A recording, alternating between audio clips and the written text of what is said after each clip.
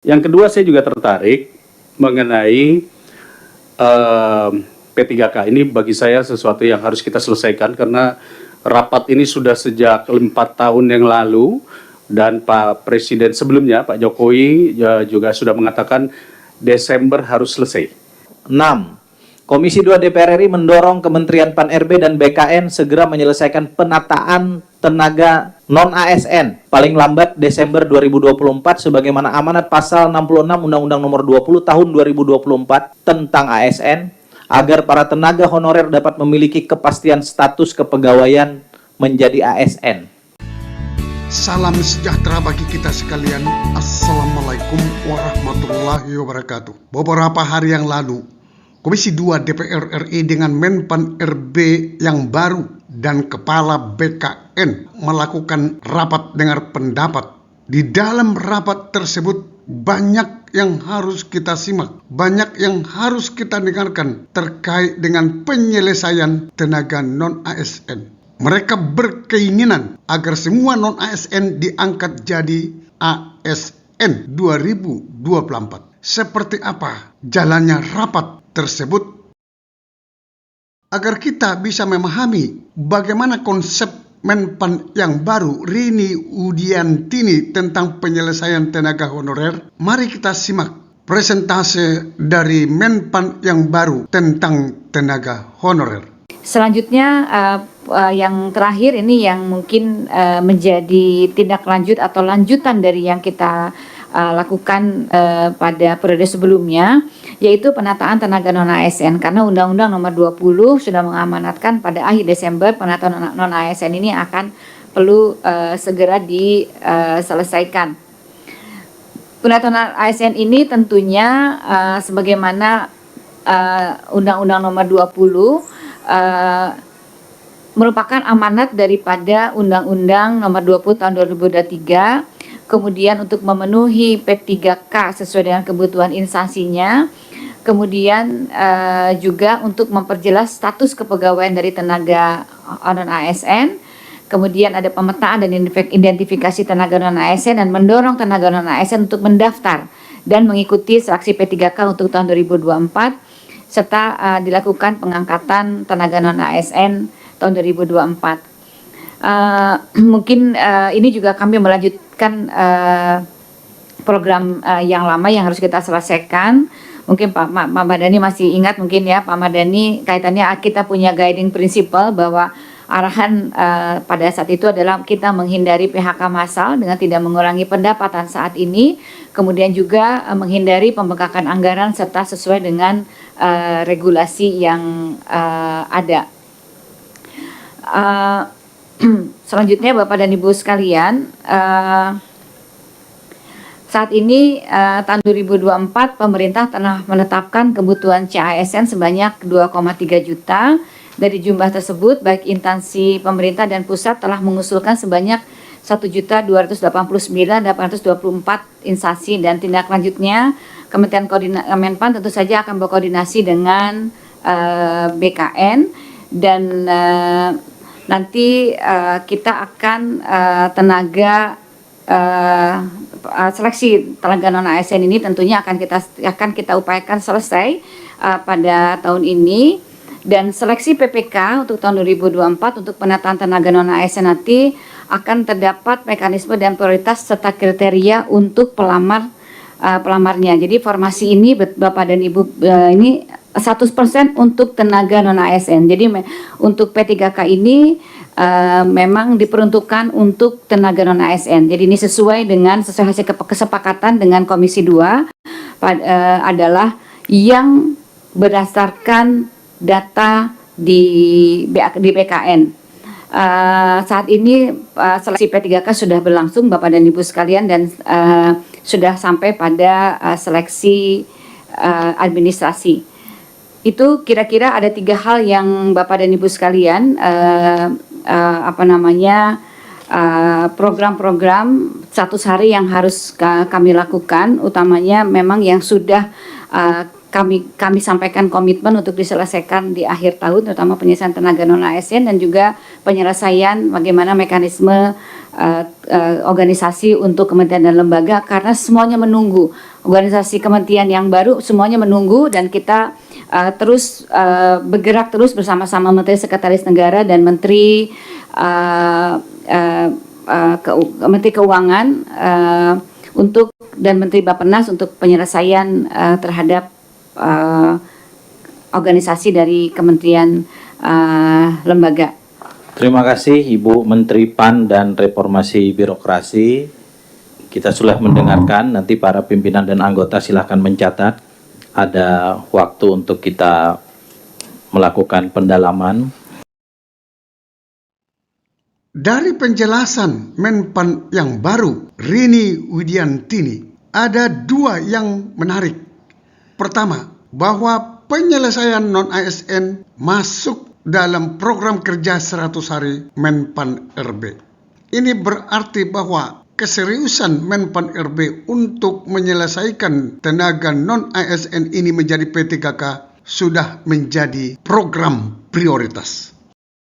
Yang kedua, Menpan yang baru sepakat bahwa non-ASN harus diselesaikan paling lambat 31 Desember 2024. Tentu ini sangat melegakan kita semua tenaga honorer.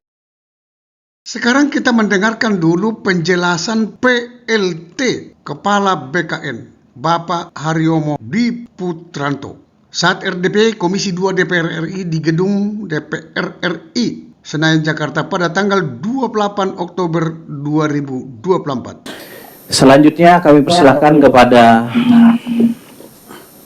PLT Kepala BKN Republik Indonesia. Singkat saja Mas, karena masih PLT nggak usah terlalu panjang. Nanti kita tunggu yang definitif aja. Ya. Bismillahirrahmanirrahim. Assalamualaikum warahmatullahi wabarakatuh. Selamat siang, salam sejahtera bagi kita semua. Pada kesempatan ini kami mengucapkan selamat atas dilantiknya pimpinan dan anggota Komisi 2 DPR RI. Semoga dapat menjalankan tugas dengan sepenuh hati, dedikasi, sehingga dapat membawa perubahan pada Indonesia yang lebih baik. Bapak Ibu yang saya hormati, berdasarkan Surat Kepala BKN tanggal 27 September 2024, jadwal seleksi pengadaan pegawai negeri pemerintah dengan perjanjian kerja tahun 2024 saat ini sedang berlangsung proses seleksi administrasi bagi pelamar prioritas, tenaga honorer kategori 2, dan tenaga non-ASN yang terdata di dalam database BKN.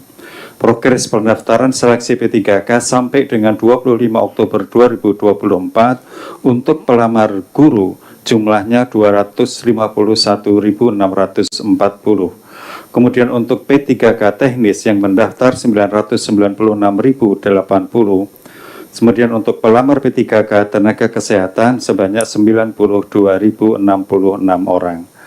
Sehubungan dengan penataan tenaga non-ASN, pendaftaran pegawai pemerintah dengan perjanjian kerja tahap pertama difokuskan bagi guru, bidan, tenaga honorer kategori 2, serta tenaga non-ASN yang dimulai pada tanggal 1 Oktober hingga 20 Oktober 2024. Sampai dengan 20 Oktober 2024 ini, tenaga non-ASN yang ada dalam database BKN sebanyak 1.789.046 orang, yang nanti insya Allah akan diselesaikan sesuai dengan mandat Undang-Undang ASN sampai dengan 31 Desember 2024. Demikian pimpinan dan para anggota Komisi 2 yang kami hormati, atas perhatian dan dukungan pimpinan dan seluruh anggota Komisi 2 DPR RI kami ucapkan terima kasih.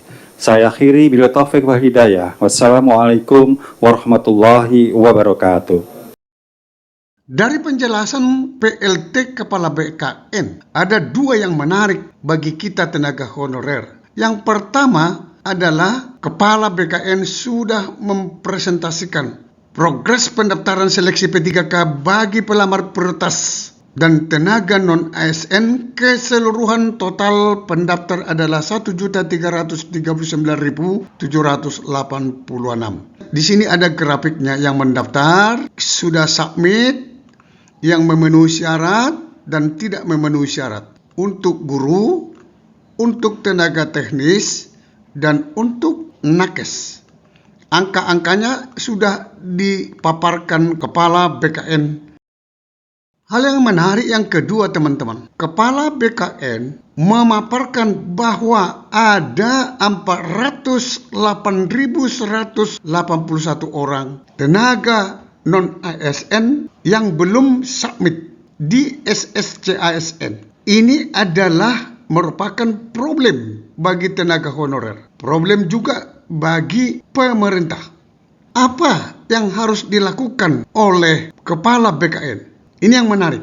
Yang harus dilakukan adalah tindak lanjut. Yang pertama, ini menginventarisasi potensi non-ASN yang tercatat di database BKN, baik yang tidak mendaftar maupun yang tidak lulus seleksi. BKN akan menginventarisasi, mendata siapa yang tidak mendaftar, siapa yang tidak lulus di seleksi P3K 2024 gelombang 1. Ini untuk gelombang 1 ya. Kedua, menetapkan jenis jabatan yang tidak terisi dari pelaksanaan seleksi CASN. Nanti BKN akan melihat jabatan-jabatan apa saja yang tidak terisi. Tentu ini kan harus diisi. Siapa yang mengisi adalah tenaga non-ASN. Ketiga, menyampaikan hasil temuan tersebut ke Menpan RB untuk dilakukan lebih lanjut kebijakan selanjutnya. 3 poin ini adalah membuka pintu bagi teman-teman tenaga honorer yang tidak mendaftar, yang tidak lulus seleksi administrasi. Di dalamnya ada 408.181 orang. Angka yang sangat banyak. Di sini kelihatan pemerintah sangat ingin untuk mengangkat tenaga non-ASN yang ada di database BKN menjadi P3K di tahun 2024. Ini menjadi kabar yang gembira bagi kita. Kita juga perlu mendengarkan ataupun menyimak pendalaman-pendalaman dari anggota Komisi 2 DPR RI. Di sana, para anggota DPR RI menanyakan ataupun menyalurkan aspirasi-aspirasi masyarakatnya sesuai dengan wilayahnya. Untuk lebih jelasnya, mari kita dengarkan. Salam, terima kasih kepada PLT Kepala BKN. Ibu Menteri, Pak Wakil Menteri, Ketua Ombudsman, para kepala lembaga yang telah memaparkan paparannya, kami ucapkan terima kasih. Selanjutnya kita akan memasuki sesi pendalaman dari pimpinan dan anggota Komisi 2 DPR RI yang terhormat.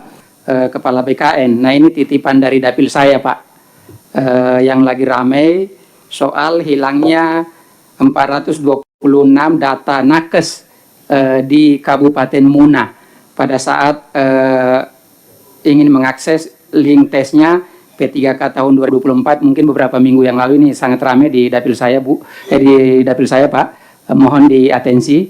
Barangkali itu yang saya bisa sampaikan pimpinan, terima kasih. Yang kedua, saya juga tertarik mengenai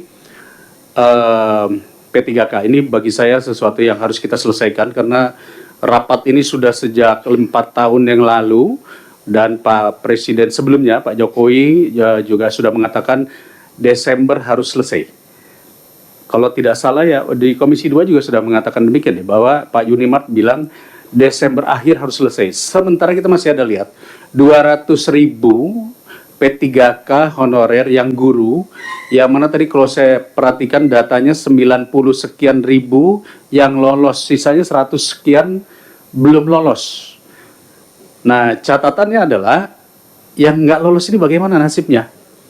Apakah mereka diuji ulang kembali atau mereka jadi apa? Karena itulah yang dipertanyakan. Kita paham untuk bisa menjadi P3K maka harus lolos seleksi, harus tes. Tapi jika tidak lolos, apa solusinya? Mudah-mudahan kita juga bisa mendapatkan masukan di sini sehingga kami tahu apa yang harus kita perjuangkan. Jadi bukan masalah 100 hari, ini kita berbicara masalah nasib orang ke depan. Demikian Pak Ketua, tidak perlu lama-lama. Terima kasih. Assalamualaikum warahmatullahi wabarakatuh. Assalamualaikum warahmatullahi wabarakatuh. Selanjutnya saya persilakan kepada fraksi PDI Perjuangan. Silakan yang pertama. Boleh Bang Giri, silakan. Terima kasih Ketua. Jadi kalau tadi Pak Dedi Yusuf sudah memulai masalah honorer tadi, ini sama juga mungkin yang harus kita tegaskan. Saya 20 tahun di DPRD Provinsi, setiap tahun ributnya masalah ini. Bu Menteri, Pak Wakil Menteri, kira-kira penataan kita terhadap tenaga kerja non-ASN ke depan bagaimana? Karena masih banyak, apalagi setiap sehabis pilkada, walaupun katanya sudah tidak boleh lagi kita mengangkat tenaga honorer, tapi tiba-tiba kepala daerah dengan cerdas mengeluarkan instrumen-instrumen baru untuk mengangkat pegawai. Bahkan sekarang sudah muncul dengan modus-modus SK hanya kepala dinas, atau jangan-jangan cuma kepala UPTD. Nah ini sekarang mereka menuntut, setelah 5 tahun, 10 tahun, mereka menuntut saya juga honorer. Kalau kita berhentikan, bagaimana ini? Ini menjadi satu hal yang menjadi pertanyaan ketika kita bicara database honorer tadi. Kalau Pak Dedi Yusuf mengatakan tinggal 100.000 guru, tapi pada kenyataan nanti muncul lagi ada yang namanya guru komite, ada guru yang diangkat kepala sekolah. Ini juga menjadi begitu 5 tahun sampai 10 tahun mereka ngajar, mereka juga minta, kami juga sudah ngajar 5 sampai 10 tahun. Begitu Kang Dede ya. Nah ini PR-PR yang ini yang harus kita selesaikan. Belum lagi yang biasa ngadu ini, kalau udah masa penerimaan ini, yang tidak lolos seleksi administrasi di BAKN ini biasanya. Nah ini tolong bagaimana, ya kadang-kadang kalau kita bilang gak pinter mereka, ya mungkin ya kurang paham bagaimana meloloskan dirinya dari administrasi.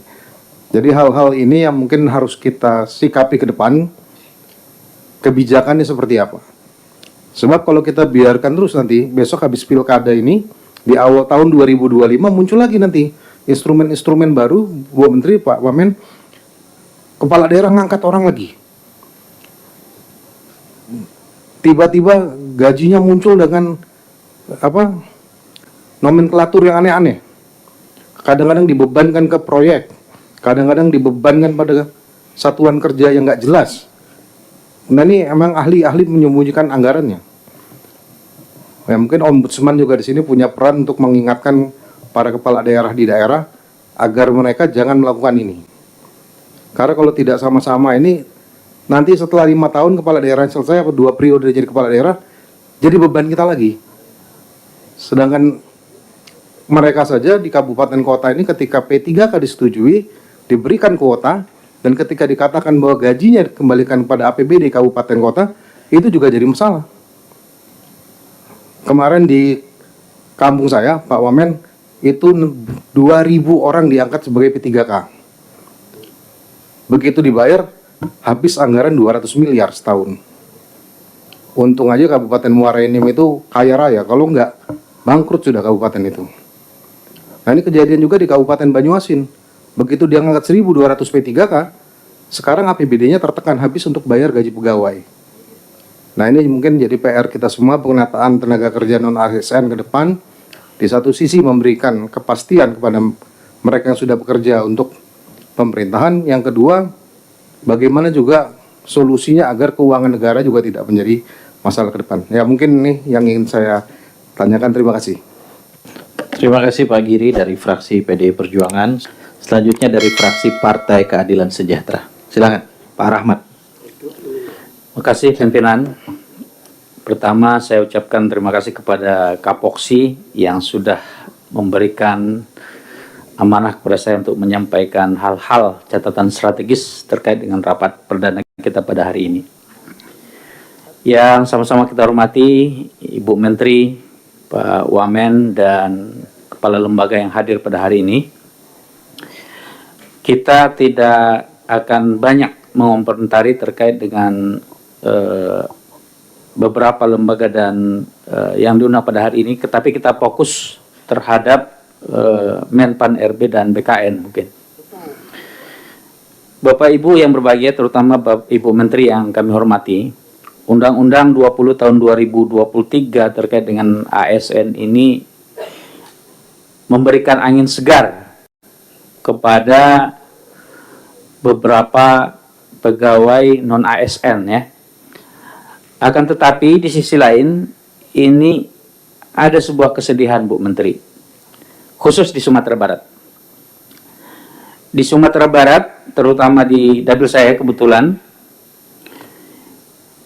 ini sudah masuk formasi untuk seleksi P3K, terutama bidang fungsional guru saja.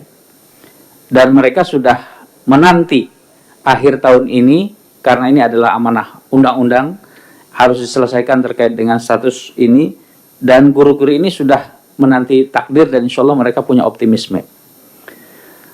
Tapi di sisi lain ada kesedihan dan kegundahan untuk pegawai non-ASN yang teknik, non-guru, yaitu yang terkait dengan teknis dan kesehatan. Mereka galau karena gini Bu Menteri, ternyata mereka di momen ini tidak masuk formasi. Khusus Sumatera Barat yang baru masuk itu baru untuk tenaga pendidik atau guru. Sementara tenaga teknis dan kesehatan belum masuk. Sementara ini harus tuntas sebelum Desember tahun 2024. Mereka memang, dan termasuk hari ini mereka hadir nih, Bang Rifki pimpinan, hadir mereka khusus dari Sumatera Barat, ada perwakilan 3 orang, untuk menitipkan ini. Dengan sangat bermohon kepada Bu Menteri, ini agar dibuka formasi dan diberikan kesempatan formasi non-guru ini, terutama teknis dan kesehatan ini dibuka Bu. Agar apa? Agar mereka juga ikut Bu, merasakan amanah Undang-Undang 20 tahun 2023 ini. Mereka punya harapan dan sudah hampir ada 15-19 tahun mereka mengabdi. Mereka bukan guru, tapi kalau tanpa mereka, proses belajar mengajar tidak bisa dilaksanakan. Ada penjaga sekolah, ada tata usaha, ada segala macam. Mereka belum tertampung. Jadi ini Bu Menteri mohon difasilitasi aspirasi kita ini, dibuka portalnya sehingga mereka ikut tes P3K di November ini. Karena ini program 100 hari, karena ini tesnya bulan November, ini 10 hari ke depan kalau bisa Bu Menteri sudah ada jawaban kepada kita, dan Gubernur sudah bersurat kepada Bu Menteri, mudah-mudahan ini bisa difasilitasi. Saya persilahkan kepada Bu Menteri dan para kepala lembaga, Ketua Ombudsman untuk memberikan respons berdasarkan tema saja Pak. Nggak usah satu persatu disebutkan. Dan nanti kalau diperlukan jawaban yang sangat detail berdasarkan data, tolong dijawab secara tertulis, dikirimkan kepada kami melalui Sekretariat Komisi 2 DPR RI. Terima kasih pimpinan, Bapak Ibu sekalian. Terima kasih tadi sudah memberikan tanggapan dan pertanyaan. Dan tentunya nanti apabila ada beberapa pertanyaan yang terlewat, kami biasanya suka memberikan jawaban tertulis yang lebih detail untuk menjawab pertanyaan Bapak dan Ibu. Kemudian isu yang ketiga, izin Bapak dan Ibu sekalian, isu yang terkait dengan masalah honorer. Jadi Undang-Undang Nomor 20 Pasal 62 memang sudah melarang pengangkatan tenaga honorer.